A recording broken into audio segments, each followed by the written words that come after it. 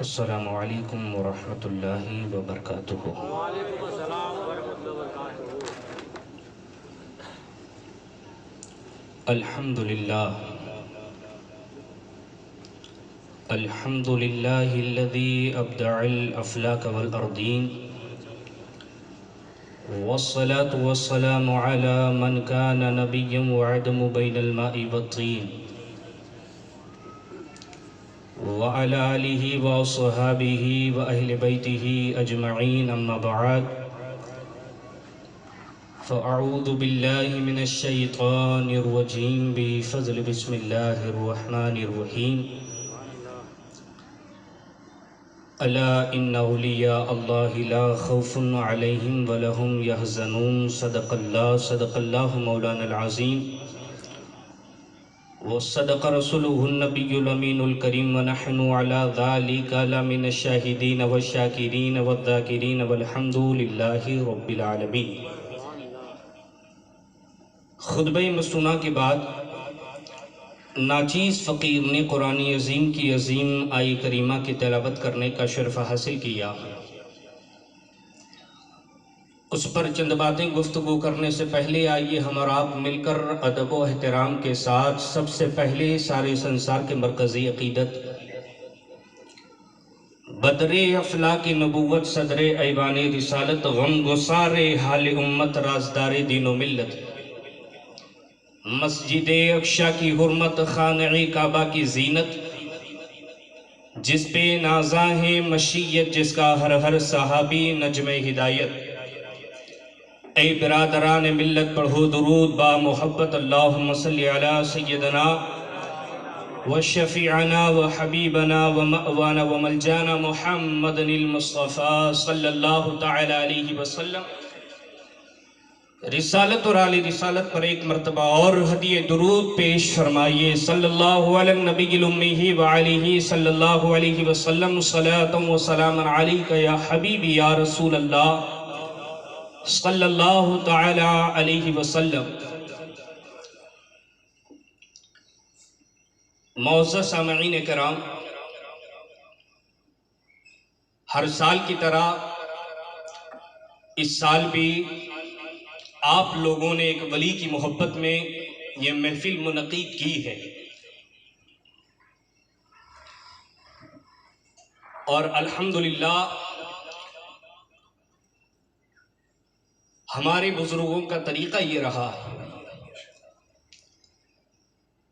کہ ہر کوئی بزرگ کی ہسٹری آپ کو ملے گی کہ وہ کسی نہ کسی ولی کے آستانے پر ہر سال ان کا عرس مبارک مناتے ہیں۔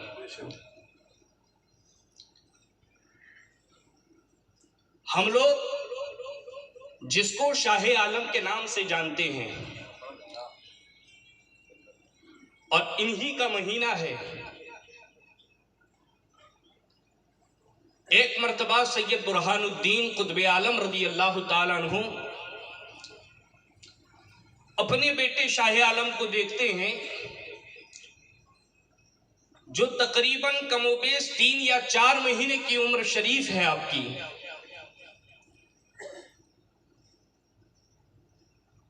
آپ کے گھر میں شاہ عالم کو دودھ پلانے والی جو دائی تھی، وہ دائی شاہ عالم کو لے کر کے ایک میدان میں بیٹھی ہے،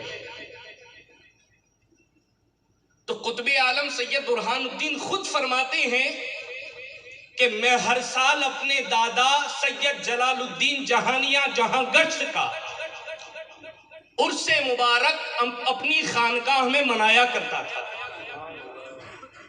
لیکن یہ سال مجھ پہ ایسا گزرا ہے کہ میرے پاس کوئی چیز موجود ہی نہیں ہے کہ میں اپنے دادا جان کا عرس مبارک منا سکوں۔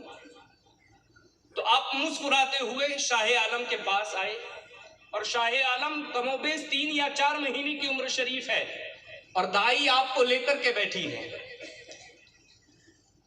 قطب عالم نے اپنا ہاتھ شاہ عالم کے کندھوں پہ رکھا اور رکھ کر کے فرمانے لگے، بیٹا میں نے اپنے دادا کا عرس ہر سال منایا ہے، لیکن اے میرے بیٹے इस साल से अपने दादा के उर्स की जिम्मेदारी मैं तुम्हें देता हूं। अब मुझे बताओ, क्या कुतुब आलम नहीं जानते थे कि मेरे 3 महीने का बेटा है? 3 महीने का बेटा है। क्या 3 महीने के बेटे पर भी कोई जिम्मेदारी दी जाती है? लेकिन शाह आलम को अगर कोई जानता है तो वो कुतुब आलम जानते हैं। कुतुब आलम जानते हैं, इसलिए कि एक मर्तबा शमे बुरहान शाह आलम के करीब खड़े थे। शाह आलम ने पूछा, आप मेरे बाप के खलीफा हैं, आप बताइए कि मेरे वालिद मोहतरम की कौन सी अदा आपको अच्छी लगी? शमे बुरहान आपके खलीफा यानी कुतुब आलम के खलीफा कहने लगे कि एक मर्तबा आपके वालिद मोहतरम ने मुझे बुलाया और बुला करके कहा, ऐ शमे बुरहान, तुम जानते हो बंगाल के अतराफ में मेरे एक मुरीद का इंतकाल हो गया है और कल सुबह जनाजे की नमाज मुझे पढ़ानी है और मेरे मुरीद की वसीयत ये थी कि मेरे पीर ही मेरी जनाजे की नमाज पढ़ाएंगे। शमे बुरहान शाह आलम को ये वाकया सुनाते हैं और फरमाते हैं कि तुम्हारे वालिद मोहतरम की अदा मुझे पसंद आई। मैंने पूछा, हुजूर, अब बंगाल के करीब हम पहुंचेंगे तो चंद मिनटों में कैसे पहुंचेंगे? तो आपके वालिद ने फरमाया, शमे बुरहान, जिस तरह से मैं आंखें बंद करता हूं इसी तरह से तू भी आंखें बंद कर ले। जब मैं तुझे कहूं आंखें खोल दे तो अहमदाबाद नहीं बंगाल का शहर नजर आएगा। जब मैंने आंखों को खोला तो वाकई हमारे सामने आपके वालिद के मुरीद का जनाजा था। जनाजा पढ़ा दिया। पढ़ाने के बाद जब हम वहां से निकले तो मैंने पूछा, हुजूर आप पहुंचेंगे कैसे? कहा, जिस तरह से आए थे उसी तरह हम पहुंचेंगे। जिस तरह से आए थे उसी तरह से पहुंचेंगे। शाह आलम फरमाने लगे, शमे बुरहान, जब तुम जा रहे थे तो रास्ते में तुम 2 ही थे या तीसरा कोई और भी था? तीसरा कोई और भी था। वो कहने लगे, हुजूर तीसरा तो कोई नहीं था। कहा, याद करो। कहा, याद करो। कहा, मुझे याद आ रहा है कि जब रात की तन्हाई में हम चल रहे थे तो कोई बच्चा शमा लेकर के जा रहा था। शाह आलम फरमाने लगे, क्या तुम जानते हो वो बच्चा कौन था? क्या तुम जानते हो वो बच्चा कौन था? वो कहने लगे, शमे बुरहान, ऐ मोहम्मद सिराजुद्दीन, आप बताइए वो बच्चा कौन था? शाह आलम फरमाने लगे, वो जंगल में तुम्हारे आगे शमा लेकर के चलने वाला कोई और नहीं, मैं मोहम्मद सिराजुद्दीन था। हुजूर, उस वक्त तो आप पैदा भी नहीं हुए थे। आप पैदा भी नहीं हुए थे। आपके वालिद कुतुब आलम की शादी भी नहीं हुई थी, फिर आप कहते हैं कि मैं था। शाह आलम फरमाने लगे, ऐ शमे बुरहान, तुम जानते हो अल्लाह तबारक व तआला ने मेरी रूह को वो कुव्वत दी है कि मैं पैदा होने से पहले भी अपने लोगों की मदद करता था और जब मैं अपने मरकज में पहुंचूंगा अगर कोई पुकारेगा तो उसकी मदद के लिए पहुंचूंगा। आप फरमाते हैं, ऐ बेटे, मैं अपने दादा जान की उर्स की ये जिम्मेदारी तेरे कंधों पे रखता हूं। ये वही शाह आलम है कि जिनके बदन का पसीना पीने वाली, जिनके बदन से निकला हुआ पसीना पीने वाली, उसके सामने से अल्लाह तबारक व तआला हिजाबात को हटा देता है। कौन शाह आलम? कुतुब आलम खाने काबे का तवाफ करते हैं। एक साई ला करके आपकी बारगाह में अर्ज करता है, हुजूर मुझे हिंद की एक रोटी चाहिए। कहा, पूरे खाने काबा में इतने हुज्जाजे किराम हैं, किसी और से नहीं, सिर्फ तूने मुझसे मांगा। वो कहने लगा, ये जितने हुज्जाज हैं सब में मोहब्बत की खुशबू आती है और आपके बदन से मुस्तफा के नूर की खुशबू आती है। कहा, मैं जानता हूं हुजूर आप ही दे सकते हैं। कहा, मैं रहा खाने काबा में, अरब कंट्री में, और तू हिंद की रोटी मांगता है। कहा, हुजूर میرا دل کہتا ہے کہ میرا یہ سوال آپ کی بارگاہ میں پورا ہوگا۔ آپ فرمانے لگے ٹھیک ہے کوئی بات نہیں۔ خانہ کعبہ کے قریب آپ نے پٹن شہر میں آپ کی ایک باندی تھی، آپ کی ایک نوکرانی تھی، آپ نے خانہ کعبہ سے آواز لگائی، اس نے پٹن میں سنی آپ کی آواز، اور آپ نے فرمایا کیا تم ابھی اسی وقت ایک روٹی بنا کر کے مجھے دیتی ہو؟ تو وہ عرض کرنے لگی حضور ابھی چند منٹوں میں تیار کرتی ہوں۔ اب چند منٹوں میں روٹی تیار ہو گئی، وہ عورت نے ہاتھ پٹن میں بڑھایا اور وہ ہاتھ خانہ کعبہ تک پہنچا۔ کہا حضور آپ کی بارگاہ میں یہ روٹی پیش ہے، آپ لے لے۔ سید برہان الدین قطب عالم نے وہ روٹی لے لی اور سائل کو دے دی۔